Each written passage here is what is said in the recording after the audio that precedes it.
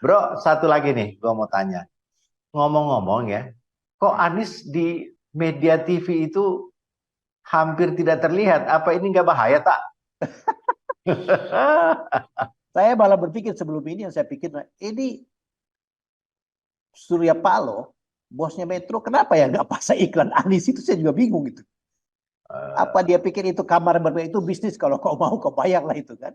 Atau juga mungkin bisa kita menduga kan secara politik bisa saja terjadi. Ini terkait dengan pertemuan Surya Paloh dengan Jokowi beberapa waktu yang lalu.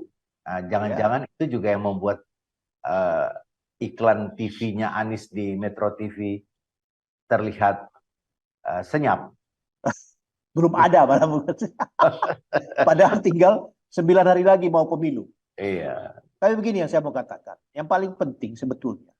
Kalau kita bicara teori mengenai iklan dan PR, itu yang nulis buku namanya Jack Trout. Itu pakar marketing. Yang dia tulis buku namanya The Rise of PR and the Death of Advertising. Matinya iklan, tapi lahir munculnya public relation. Nah, iklan itu apa? Iklan itu adalah jualan yang dirumuskan narasinya oleh si penjual kepada pembeli apa yang dia mau. Ya kan? Karena itu jualan, orang malas dengar, karena itu dia mesti banyak spotnya. Dia mesti frequently exposure. Begitu kan? Makanya jumlahnya ribuan spot, ratusan spot di berbagai titik. Tapi mental orang mendengar iklan itu cenderung skip. Kalau pegang remote dia pencet, dia geser. Jadi iklan itu something yang not credible, ya kan? Lalu kenapa iklan yang efektif? Karena kalau dia membombardir orang dengan jutaan frekuensi, dia masuk alam bawah sadar. Mungkin jinglenya menarik, mungkin apa visualnya bagus atau macam-macam. Karena itu mesti pakai bintang populer sebagai endorser, kan begitu kan? Nah, Iya. iklan politik konteksnya juga sama, Bos. Mereka menjual sesuatu tentang dirinya menurut dia dan mengharap orang beli. Berbeda dengan PR. PR itu adalah apa? PR itu adalah apa yang kita yakini sebagai baik, kita harus meyakini pihak ketiga dulu. Kalau dia yakin, baru dia suka cita menyebarluaskan. Siapa pihak ketiga? Pihak ketiga itu wartawan, Bos. Sekarang mungkin ditambah dengan si pemilik akun sosial media. Jadi wartawan yang endorse sesuatu dianggap baik, kalau baik maka dia sebarkan dan Anda tidak bayar. Tapi begitu Anda bicara iklan, baik nggak baik, gua telan, tapi lu tanggung jawab isinya. Begitu kan? Iya. Jadi Anies tidak beriklan itu, ya menurut saya tidak bahaya. Kenapa? Nilai dari PR dia 3 kali lipat dari nilai iklan. Itu red card kalau kita bicara jasa PR dan jasa iklan. Itu red card. Nah, kembali ke soalan, mengapa Anies kontennya dimakan? Karena dia kontennya dimakan oleh media massa. Misalnya apa? Dia bertindak out of the box. Dia melakukan kampanye tidak lazim. Nah, di dalam pakem jurnalistik, kalau orang digigit anjing bukan berita, kalau anjing menggigit orang ini berita. Artinya barang baru yang belum pernah terjadi itu berita. Anies melakukannya. Maka dia mendapat peluang PR maha besar dari semua media. Ya kan? Dan gratis. Ya gratis, PR itu gratis. Kalau iklan ada ukurannya, ada rumusnya. Berapa kali berapa atau berapa spot, berapa banyak di media apa, di jam tayang apa. Anies tidak perlu itu. Dia perlu hanya memberi pesan yang dia yakini kepada media ini bagus, dan media setuju dan mereka tuliskan. Jadi Anies melakukan PR yang nilainya sekurang-kurangnya 3 kali lipat daripada kredibilitas iklan.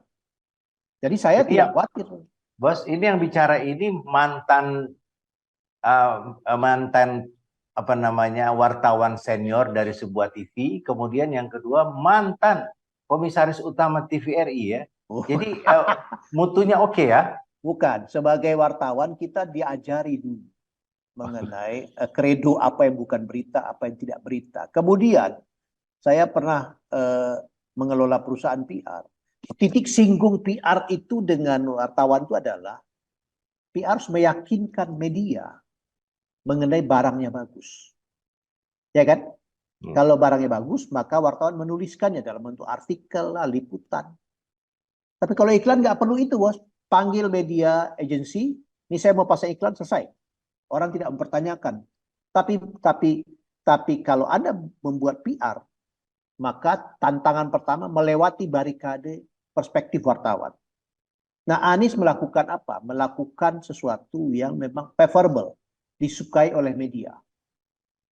Jadi dia Sehingga berikan. sehingga Anies punya kapasitas yang begitu penuh, sulit untuk dibendung oleh bansos sebesar hampir 500 triliun itu ya. Iya, bansos tidak bersuara, bos. Tidak ada soul-nya.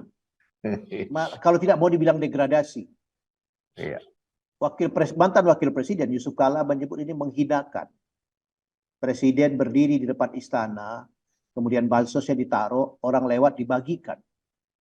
Kalau secara legal, jangan-jangan ada kesalahan membagikan, karena itu yang dibagi itu sesuai dengan data tidak? Iya. Itu satu. Yang kedua, apa iya presiden perlu melakukan itu? Ya kan?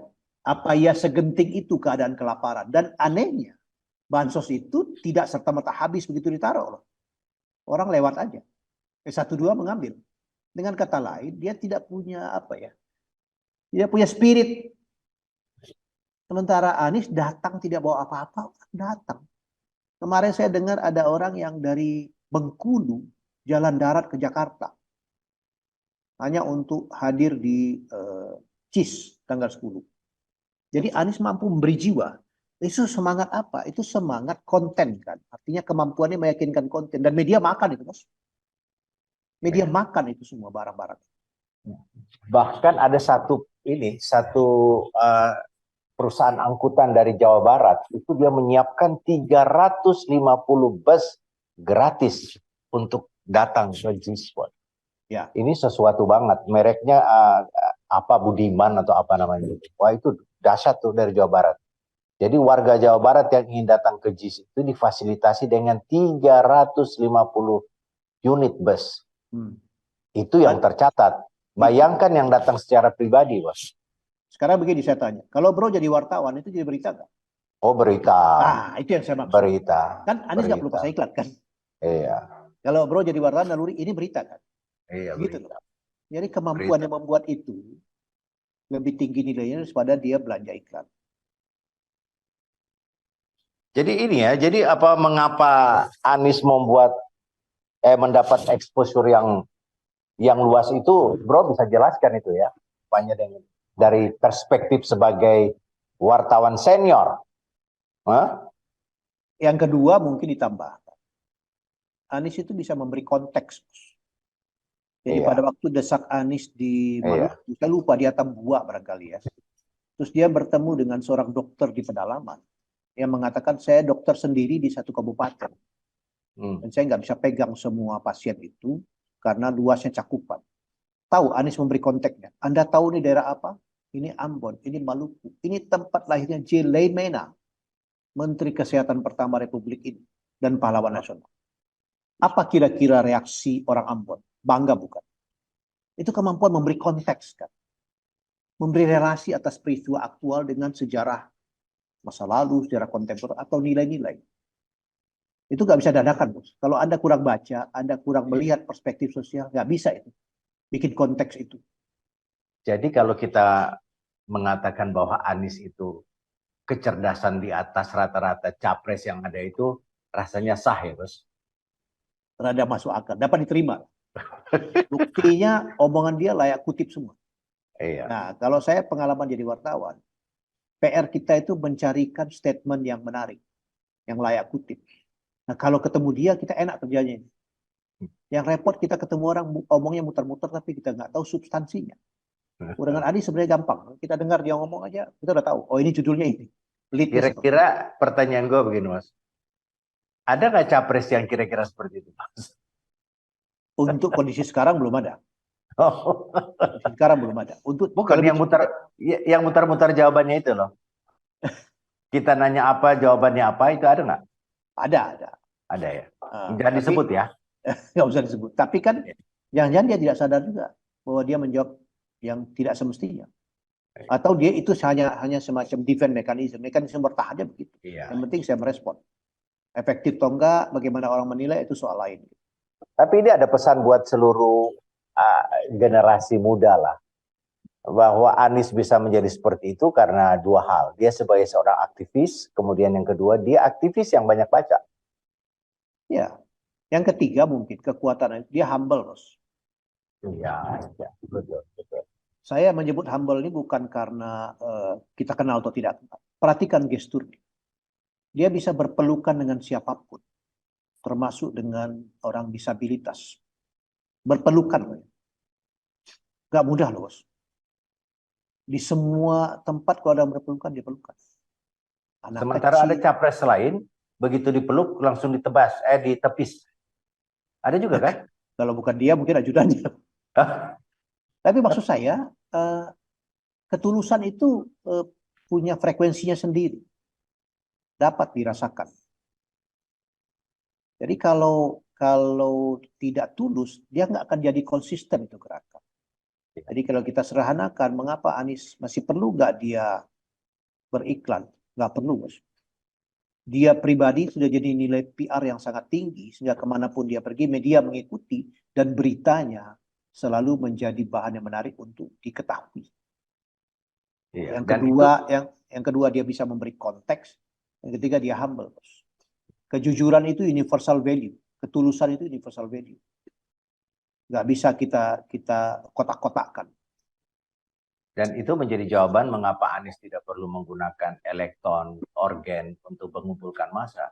Karena dia sendiri sudah menjadi figur yang menjadi daya tarik dibandingkan dengan seluruh atau gimmick-gimmick apapun, Bang. Ya, kalau kita simpulkan secara makro, sebetulnya dari sisi pendidikan politik ini sudah pantas kalau ini dapat Nobel, Bos. Karena membongkar stigma politik uang. Membongkar stigma orang rakyat bisa disogok. Dalam hitungan 1 tahun kampanye dia bisa melakukan itu. Dahsyat sekali. Bayangkan, terbayang nggak bro 2 tahun lalu bahwa politik kita akan begini? Saya nggak terbayang. Saya tidak bisa membayangkan bahwa orang datang berkampanye tangan kosong, nggak ada hiburannya, orang datang. Luar biasa orang ini bisa menjelaskan itu dan meluas. Ini kan skalanya bukan kota, bukan provinsi, skalanya republik. Nggak mudah itu. Membongkar satu kebiasaan yang sudah mapan. Diterima walaupun salah. Dan begitu meluas. Sudah berapa kali kita pemilu pasca reformasi dan tidak pernah bisa menghentikan politik uang. Hari ini berhenti. Dahsyat kan. Dan yang menghentikan itu Anies. Ya, setidak-tidaknya itulah faktanya. Mungkin dia ditolong oleh banyak amplifikator yang lain, tapi basicnya dia memulai itu. Dia mulai itu dari diri. Bahkan orang datang ke rumahnya, ternyata rumahnya dalam gang. Ya begitulah. Penjelasan deskriptif menjelaskan bahwa dia tidak glamor. Tapi orang datang. Dia datang bukan juga semua orang miskin. Orang kaya juga datang. Jadi dia bisa membongkar nilai. Itu dahsyat. Itu kalau di sisi PR value, itu uncountable. Jadi diskusi debat tadi malam atau omon-omon tadi malam itu bukan debat, Bos, itu omon-omon, Bos. Jadi omon-omon tadi malam itu apa komentar kita terhadap Anies? Kalau gue cuma bilang bravo Anies. Kalau bro mau bilang apa? Ya bukan kelasnya dia lah itu. Kalau melihat dari counterpart nih ya, karena diatur koridornya begitu rupa ya dia mengikuti. Karena kawan ini kan taat azas ya, jadi dia tidak akan keluar dari apa kesepakatan dibuat. Tapi dia kan memberi nilai lebih atas semua itu. Filosofinya dia kasih dari semua itu. Makanya kedua calon yang lain bersetuju dengan dia. Jadi gue tertarik yang tadi, Bos. Sepertinya setelah ini, berdasarkan perjalanan panjangnya Anies merubah paradigma politik nasional kita, dari politik uang kemudian menjadi politik tanpa uang, ini pantas yang bro bilang tadi, bahwa Anies berhak untuk mendapatkan hadiah Nobel, merubah paradigma perpolitikan bangsa kita. Ini menahun, Bos. Ini kan sudah 25 tahun ya kita habis reformasi sekarang. 20 tahun. Iya, 25. Tidak ada satupun orang yang bisa menghentikan itu. Dan dia bisa. Ya tentu saja kita bicara sebagai umat beragama bahwa dia bisa karena Tuhan merahmati dia begitu. Iya. Kira-kira begitu. Tapi faktanya, ini barang tidak mungkin, Bos. Barang tidak mungkin. Jadi andai kata pun dia tidak menang, pemilu-pemilu berikutnya tidak lagi mudah buat orang yang mengandalkan uang. Tidak lagi mudah. Ini pelajaran berharga buat mereka yang mengandalkan uang. Jadi juga pukulan berat, Bos.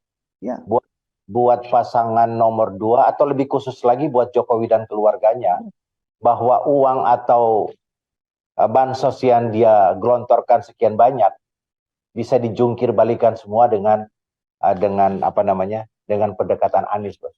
dengan desak Anies ya. Desak Anies. Yang kedua, pelajaran penting juga barangkali dari proses dilakukan Anies ini. Jadi masyarakat kita itu bukan apatis politik. Yang dituduh Gen Z apatis, milenial. Enggak. Dia tidak diberi pendidikan yang sebenarnya. Begitu Anies membuka, mereka terbuka kok. Betapa mau disesatkan satu dua generasi oleh elit-elit politik yang tua ini supaya ikut frame-nya dia, hanya sekedar menyelamatkan diri, hanya sekedar untuk mereka selamat. Dia tipu satu generasi yang tidak menjelaskan substansi politik. Anies berkampanye mengatakan bahwa negara ini punya Anda harus ikut menentukan. Bandingkan dengan narasi sebelah sini, pilih saya akan begini. Itu kan jomplang, Bos. Kalau yang pertama bilang, pokoknya lu pilih aman, Bos. Kalau yang ini bilang, Anda pemegang saham. Kami ini hanya pelaksana. Jadi Anda menentukan. Itu jauh maknanya berbeda. Dan itu bisa disampaikan ke kalangan yang kita anggap apolitis selama ini. Dari dusun-dusun, dari pelosok-pelosok.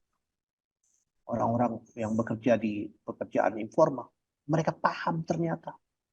Jadi kita underestimate bahwa orang-orang yang tidak terpapar dengan informasi atau tidak tercover media adalah bodoh. Salah. Anies menunjukkan bahwa itu salah. Sekarang kita belajar tentang itu. Jadi siapapun nanti yang akan menang dan siapapun yang akan ikut pemilu setelah ini, pemilu tidak lagi sama. Itu hal terpenting dilakukan Anies. Dia boleh saja kalah atau dikalahkan, tetapi kesadaran politik ini tidak mundur ke belakang. Nah itu mahal, Bos. Jadi kalau kita ambil dari tokoh-tokoh bangsa ini, kita berikan apresiasi yang luar biasa. Yang pertama Anies Baswedan, kemudian bukan nomor 2, tapi setara, yaitu Rocky Gerung, Bos. Ya, Rocky Gerung itu lonely ranger. Saya apresiasi dia. Gua apresiasi berjuang dalam banget sama sepi dia. Dan jauh sebelum ini. Dia beroposisi sendiri. Itu dahsyat. Kita harus apresiasi. Jadi dia menjadi anak tangga dari sebuah proses yang sekarang menggelombang. Dan diledakkan oleh Anies dalam skala yang jauh lebih besar, lebih masif. Nah, mungkin kita terlalu awam juga atau terlalu melihat sesuatu secara politik. Kan sebelum ini Anies sudah banyak dapat penghargaan internasional. Biasanya dia masuk ke Chatham Institute di London itu. Sebagai salah satu anggota kehormatan. Mungkin karena pemikiran-pemikiran itu. Yang di sini tidak dapat tempat. Tapi hari ini dia buktikan bahwa itu workable, itu bekerja. Mampu untuk menggerakkan jutaan orang. Kita lihatlah apa yang terjadi. Tapi saya bersyukur bahwa kualitas berpolitik kita meningkat pesat dengan fenomena ini. Dengan fenomena desak Anies. Ya, Bro Amos pun pulang kampung bisa jadi gubernur nggak perlu pakai duit. Karena sudah ada presidennya. Nggak perlu cari sponsor dulu. Yang penting bikin konsep, dengarin orang. Iya. Artinya ini ada pelajaran semua kepada seluruh tokoh dan politisi. Ya, jadi bahwa, ada peluang sirkulasi elit juga. Betul. Sepakat. Itu pelajaran terpenting. Moga-moga kita mendapat pemilu berkualitas dengan hasil berkualitas. Iya. Oke, Bos. Tip.